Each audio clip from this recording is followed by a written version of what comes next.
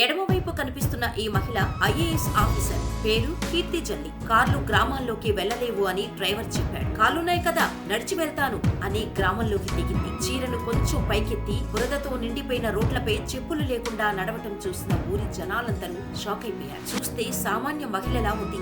IAS తనిఖీ చేయడానికి వస్తున్నారు అని ప్రోటోకాల్ వల్ల సదరు మండల అధికారులు కూడా వెనకే వచ్చేశారు. కొంచెం దూరం నడవగా కీర్తికి ఓ మహిళ కనిపించడంతో ఆమె దగ్గరికెళ్లి, అమ్మా, నేను సదరు ఆఫీసర్, మీ కష్టాలు తీర్చడానికే వచ్చాను అని చెప్పడంతో ఆ మహిళకు ఏం అర్థం కాలేదు. ఆఫీసర్లంటే ఇస్త్రీ చేసిన బట్టలు, ఖరీదైన ఆభరణాలు ఉంటాయి. కానీ ఈమె ఇలా బురదలో నడిచొచ్చి ఆఫీసర్ అంటుందేంటి అని నమ్మలేదు. కానీ సదరు మండల రెవెన్యూ ఆఫీసర్ వచ్చి కీర్తి ఎవరో చెప్పడంతో షాక్ అయిపోయింది ఆ మహిళ. క్షమించండమ్మా, మా బతుకులు ఈ బురదలోనే పోతాయేమో అనుకున్నా. మీరు వచ్చి ఇంత పెద్ద మేడం అనేసరికి నమ్మలేకపోయాను అని ఆ మహిళ ఊరు మొత్తం తిరిగి చూపించి వాళ్ళు పడుతున్న కష్టాలన్నీ చెప్పుకుంది.